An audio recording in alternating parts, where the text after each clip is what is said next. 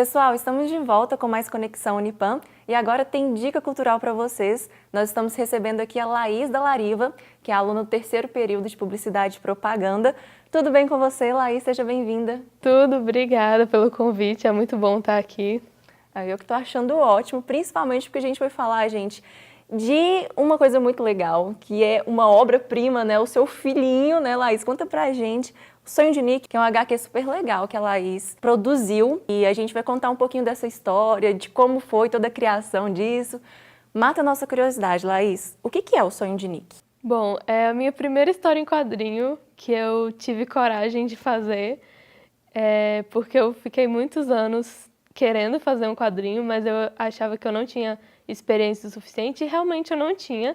Mas em 2018 eu decidi que eu ia começar a desenhar, porque já estava na hora e mesmo que meu desenho não tivesse perfeito ainda, e nunca vai ser, porque sempre tem alguma coisa para melhorar, eu senti que já estava na hora, então depois de passar um ano escrevendo o roteiro, eu comecei a desenhar.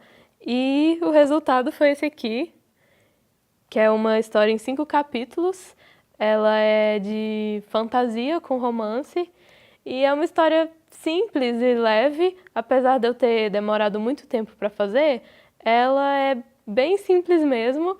Eu fui aprendendo sozinha, sem a ajuda de ninguém, produzi tudo sozinha. E ela conta a história de um pintor, que é o Nick, e ele tem um sonho um dia, por isso que o título é O Sonho de Nick, com uma fada que diz que está morrendo e que precisa ser salva. E ele acredita que ela é real e quer dar um jeito de salvar ela. Então ele chama o melhor amigo dele, que é o único amigo dele, que chama Khalid, para ajudar ele nisso. Mas o Khalid é meio cético, ele diz que magia não existe, mas depois vocês vão ver que não é bem assim. Porque senão a gente não pode contar tudo, não, Laís. Não pode dar spoiler. A história, na verdade, é sobre o Khalid, mas o Nick tá no título e tá na capa porque a história acontece por causa dele, ele é o catalisador. Na verdade, é mais sobre o Khalid mesmo, sobre as relações dele de amizade e de romance também. E até no final vai dar pra ver mesmo, não vou dar spoiler, mas no final as pessoas vão entender por que é uma história realmente sobre ele, sobre uma parte da vida dele. Bacana. Eu já comecei a ler, né, porque eu não resisti, e também já está disponível, né? Na verdade, há um tempo está disponível, é no Tapas que chama? Sim, o Tapas é um site especializado em quadrinhos, mas tem novels também, né, livros. E eu comecei a publicar na internet em outubro, eu acho, do ano passado, de 2018. Sempre nas quartas-feiras tem uma página nova. Em algumas semanas eu estava postando mais de uma página por semana, mas agora que está na reta final, porque já estamos no capítulo 4, eu estou postando só uma página por semana. E o Tapas é o melhor plataforma para ler, mas também está disponível em outros sites. Tem um aplicativo que chama HQ, que ele é só para conteúdo nacional, e tem o Webtoon também e os Zines, mas o Tapas é onde eu deixo mais atualizado, sai tudo primeiro lá.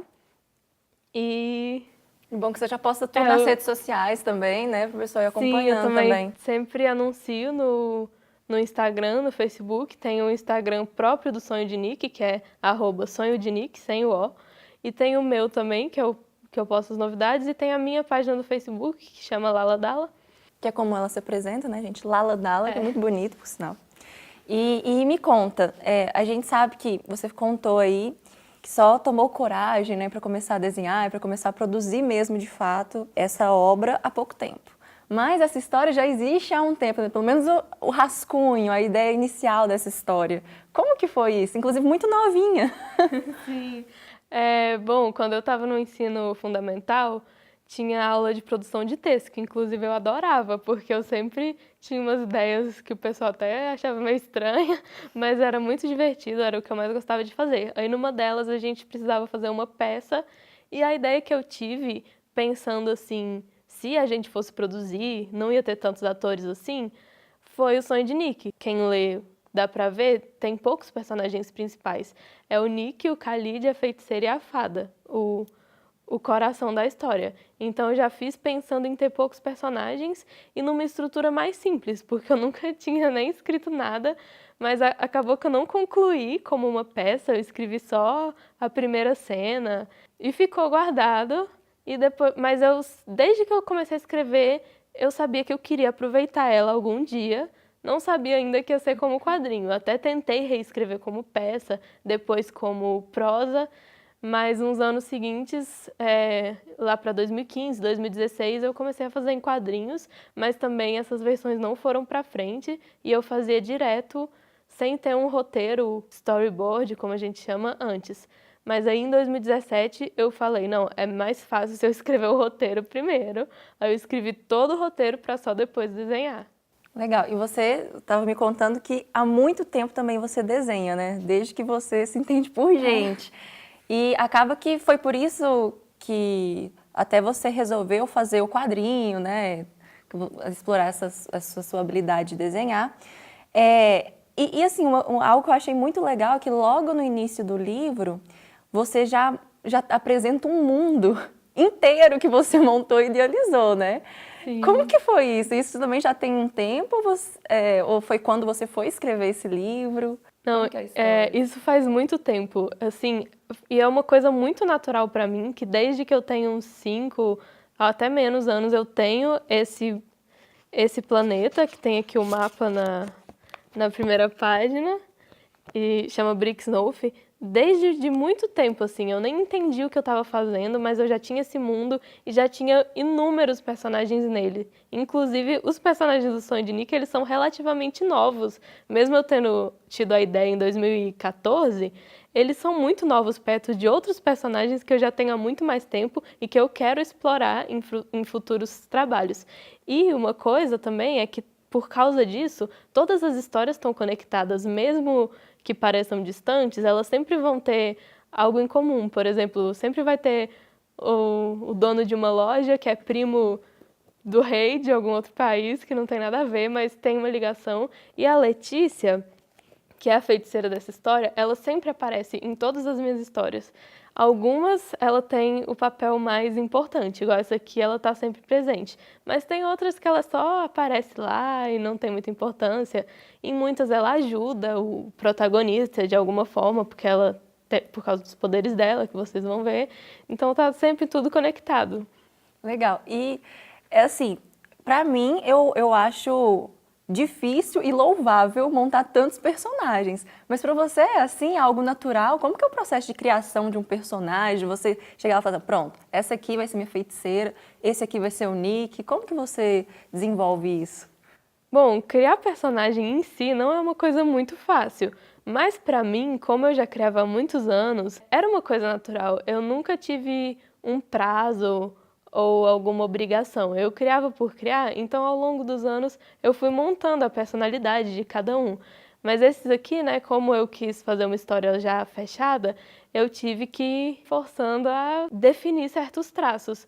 Mas mesmo assim, eles já meio que surgiram prontos. E especificamente os personagens do Sonho de Nick, eles têm muito de mim. Eu acho que eu dividi a minha personalidade em 3 personalidades e surgiu o Nick, a Letícia e o Khalid.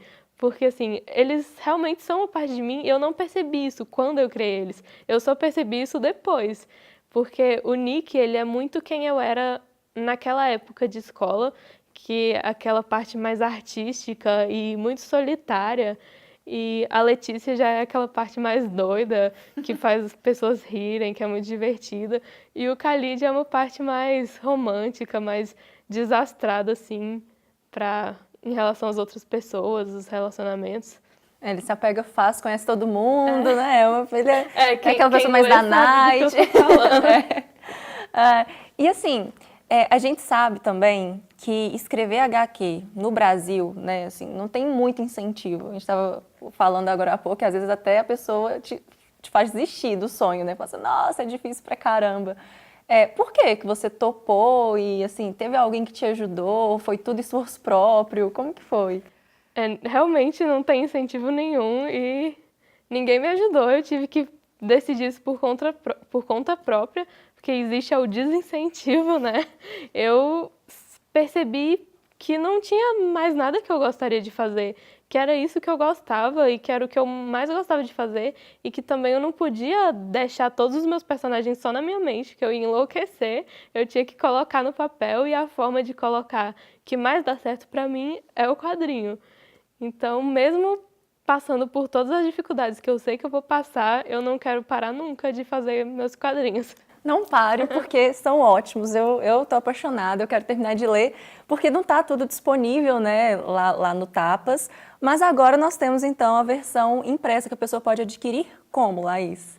Tem o site craftcomicbooks.com.br, ele é especializado em quadrinhos e o legal é que você pode personalizar o seu. Esse formato que eu tenho aqui, ele é o formato padrão, que ele é um pouquinho menor, mas também existe o formato Big, que é o padrão norte-americano.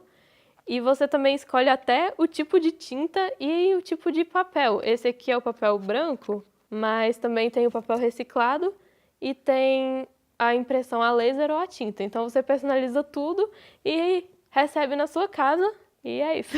Ao seu gosto, né, do jeito seu que você gosto. quiser, isso é muito bacana, porque a pessoa, além de ler uma boa história, né, ainda vai poder ter a felicidade de montar o próprio HQ, muito legal.